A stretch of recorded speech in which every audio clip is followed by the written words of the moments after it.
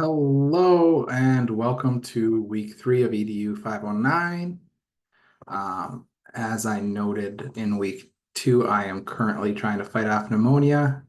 So I apologize for how sweaty I am right now. I can't do anything about it. And I'm also sorry about my voice and lack of any cadence whatsoever. I am pre-recording this as I will be traveling the Sunday that I would usually upload this. So when I do your feedback for assignment 1, you will have feedback within the text of your paper and in the feedback box. And then for social and emotional learning, it is deeply embedded in all aspects of a learning experience at all age levels. This actually even includes adults in prison settings.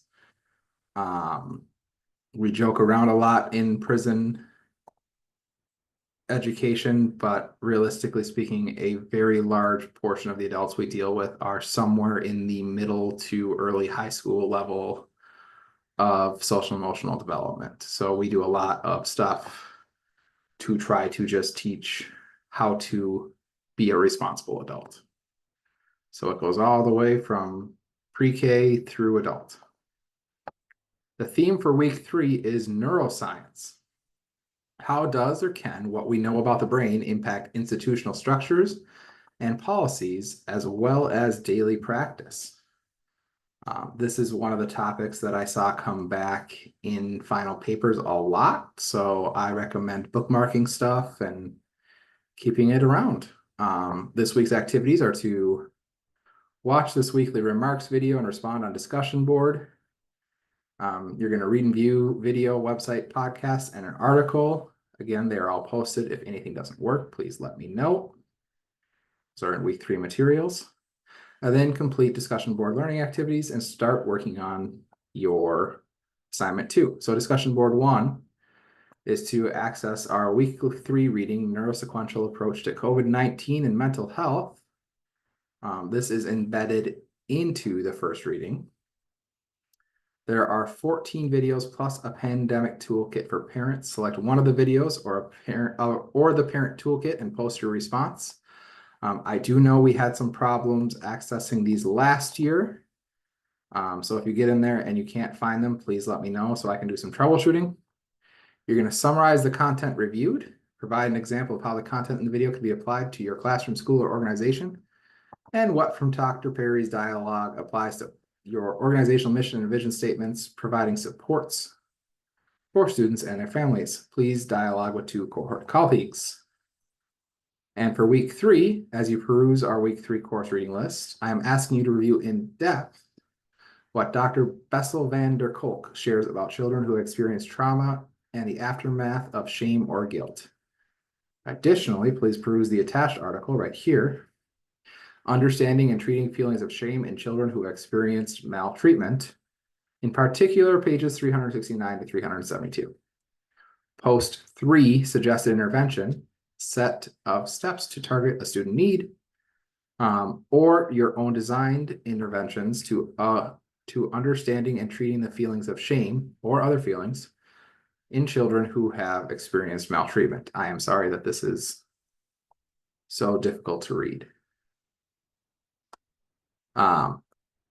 Please provide feedback to 2 cohort colleagues. All right, assignment 2, preview, is an organizational mission and vision. You're going to identify organizational systems, policies, and procedures in place that support the concept of being trauma-informed. This is due Saturday of week 4, which is the 23rd of November, I believe. The paper is to be written in 3rd person and include the following: an introduction and purpose of writing, hint, address the questions noted, which will be on the next slide, and a conclusion, which summarizes the key concepts in your writing. This should be APA 7 formatted, plus 2 to 3 pages of written content, not including your cover page or reference page. Make sure that you have headings and in-text citations that follow the APA guidelines. The one thing about following the APA guidelines, especially with these 3 things, is that it will make every paper you write as you move on, much easier if you just get in the practice of doing it now, especially the headings. The more you practice them, the easier it becomes. That is one of the pages or sections in the APA manual that I actually have bookmarked because I have a hard copy. Content. How does the mission or vision of the organization guide their response to student client trauma?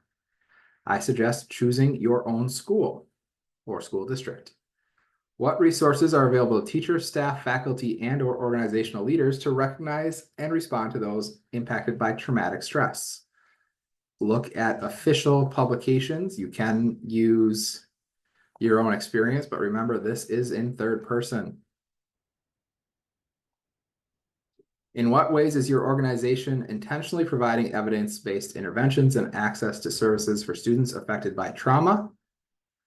Identify any gaps in the organizational structure that might be potential barriers to being trauma responsive. And if there are gaps in the system structure, what recommendations do you suggest to bridge them? And again, make sure you double check the syllabus and the rubric for more details and make sure you hit everything that's there. Now, our question for this week is, after reviewing the readings this week, what is one aha moment about brain research and your students?